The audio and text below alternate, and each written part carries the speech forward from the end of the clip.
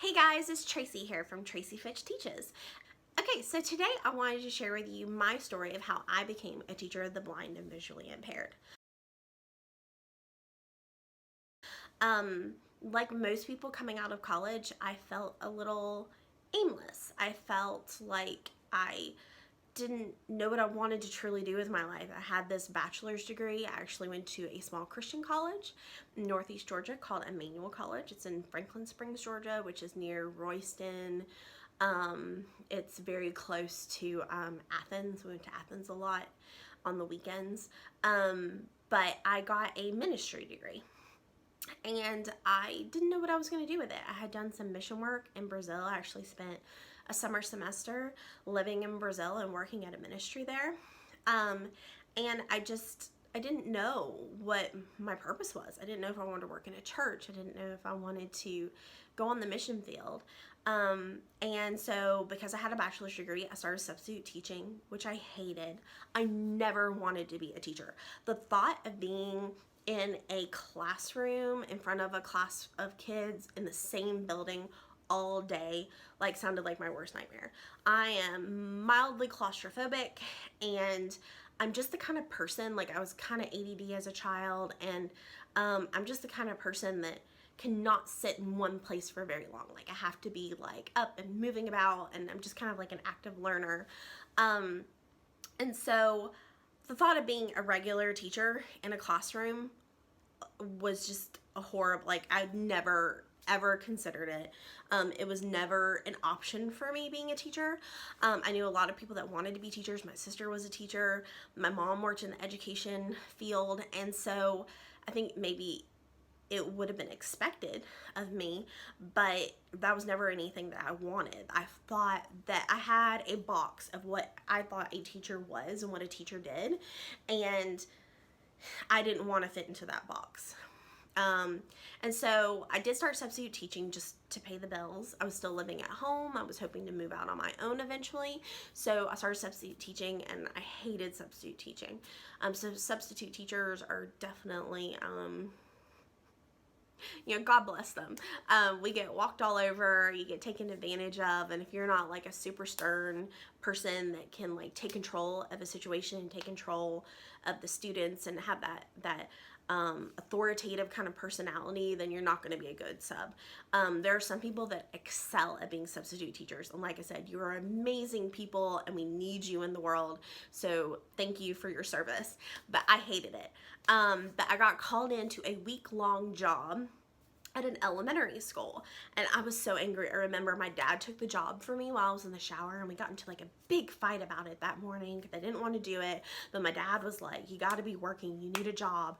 And so I went to this job very reluctantly, very begrudgingly, showed up for this job. And when I got there, they were like, why are you here? We didn't call for a sub. And I was like, okay, let me go home. Yay. Don't have to do this job. And they were like, but we have a little girl who just moved here from Utah and she's totally blind and we desperately need somebody. And so they asked me if I would be willing to stay with this little girl. She was in first grade. She had just moved from another state. Her name was Missy, who's in college now, like, which just blows my mind. Now remember, this was right after I graduated, so this was 2004, I think, when it was January 2004 when I got this job. So I stayed on just for the week to support this little girl that had just moved in from another state. And I met the teacher of the visually impaired that was working with the little girl, and she was amazing. Her name is Tony Prawl, and she is like a second mother to me. And I could start crying just thinking about her because she has meant so much to me in my life. But see, I'm gonna start crying. That's how much this means to me, guys. But so I worked for the week, fell in love with the little girl, fell in love with Tony, started falling in love with Braille, just like everything about this field. Like I started like having like a draw to, like I felt passionate about it, and I didn't even know what it was all about yet. And at the end of the week, they were like, will you stay on and become a permanent paraprofessional working with this child? And I was like, yes, I need a job. And this is not, even though it was going to be a job where I was going to be in the same building all day, I was going to be supporting her as also a Braille transcriptionist, which we will get into later. But basically I was going to be producing materials for her in addition to being part-time in the classroom with her. And so it wasn't like a typical teacher job where you're in the same spot all day. And it was very interesting. And I'm a huge crafty kind of person. I'm very artistic. I love to paint. I love to draw. I love to create. I love to scrapbook. I'm into planners, like all of that. I'm just a very crafty, artistic kind of person. And so being able to produce the materials was something that just sounded really interesting to me. So I decided to stay. And I took this job on, and I was there for about, I think it was a year and a half, and I started feeling like, what do I want to do? Because I don't want to be a para. I tried to move out on my own at one point and realized I just couldn't afford it. Para's another very under appreciated field. Paras do so much and work so hard and get paid squat for it still. To this day, it is not a living wage. The paras that I know either work it as a job on the side where their husband is making the majority of the money, or their spouse. I don't mean to be behind the times. But generally most paras that I know, most educators, unfortunately, it is a very female field. But a lot of people who are paras, their partner in life is making the living wage, is making, the breadwinner of the family, and they are working the job as a side job, basically to get benefits, the health benefits, because as a teacher, I didn't realize until later, but they really are better than what you can get elsewhere, even though we could all get on our soapboxes about healthcare, but even though healthcare has changed a lot over the years, the benefits that you get as a teacher really are better than a lot of other options out there. So not a lot of paras that's all they do, so they don't need to live on that. There's very few paras, and I really don't know how you could work as a para and that's what you survive on. You would have to work multiple jobs. But so underappreciated, underpaid area. So I got to the end of a year and a half and realized that this was not going to support me. I needed to figure out what I was going to do, and I was so confused. I was like, I thought I wanted to be a missionary, but I'm very passionate about this field of visual impairments and blindness. What do I do? And so I actually quit my job temporarily and did go on a short mission trip to England, and it was like a 3-week where I visited some ministries in England, and came back thinking, okay, I'm going to go on the mission field. I like to say God had other plans, but in the end, I decided to go back to school. I went back and got my master's / certification in visual impairments and blindness. It had to be a master's certification program because I did not already have a educator bachelor's degree. So I started working on my master's and my certification, and that was in 2006, and I got a job in that same county working with my mentor teacher, Tony Prawl, who, like I said, is the most amazing, supportive mother that a girl could ask for in this field. And she encouraged me and mentored me, and I was so glad that I had her.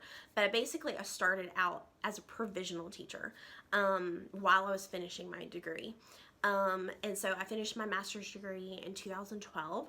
Well, it was December 2011. Actually ended up taking me longer, but that's like a whole nother story that I'm not going to get into with you guys today.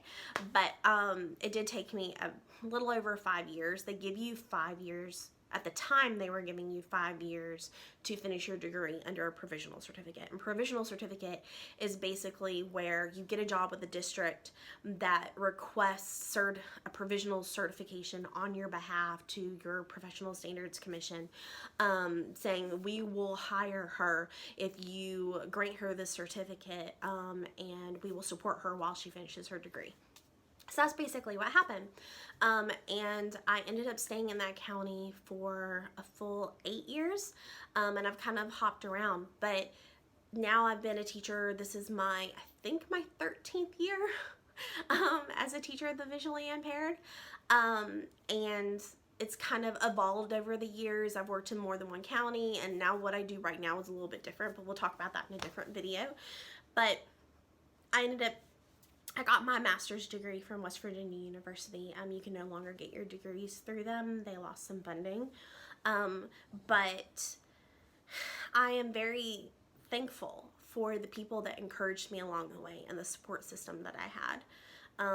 And I truly feel like this is what I was meant to be. And it's weird to say that I'm a teacher because I never wanted to be a teacher, but this is not a typical teacher. Like I said, I am what's called itinerant, so I'm not in the same building all day.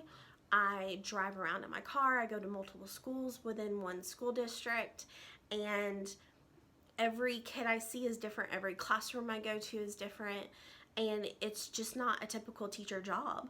So I'm very, very passionate about it, and I feel strongly about trying to bring more people into the fold. I'm always trying to recruit teachers. Whether you're already a teacher and looking for a change, or you are a young person trying to figure out what you want to do with your life, I just want to get the word out there about the field of visual impairments and blindness and why it means so much to me. So that's how I became a teacher. And I will say there are a lot of people who are like me that became teachers through other means, where they basically came at it from another field, or didn't originally plan to be a teacher of the visually impaired and came at it from a different path, basically. And that's what happened to me.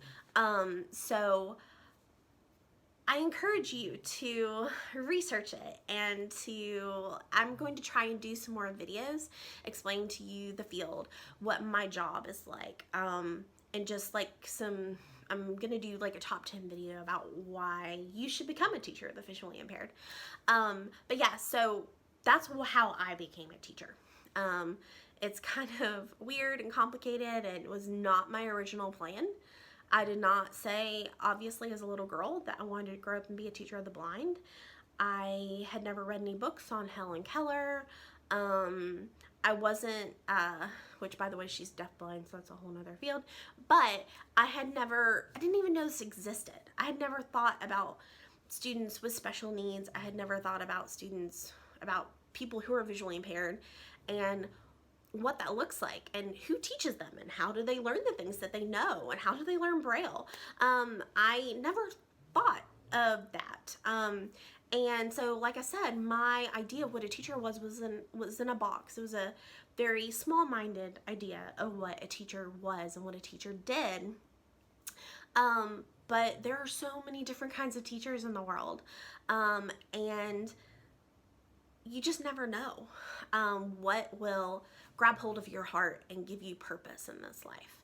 So that's kind of my story, and stay tuned for more videos on what it means to be a teacher of the visually impaired, what our job role are, what our duties are, and why I think you might be interested in this type of field. So be on the lookout for those. Okay, see you next time. Bye.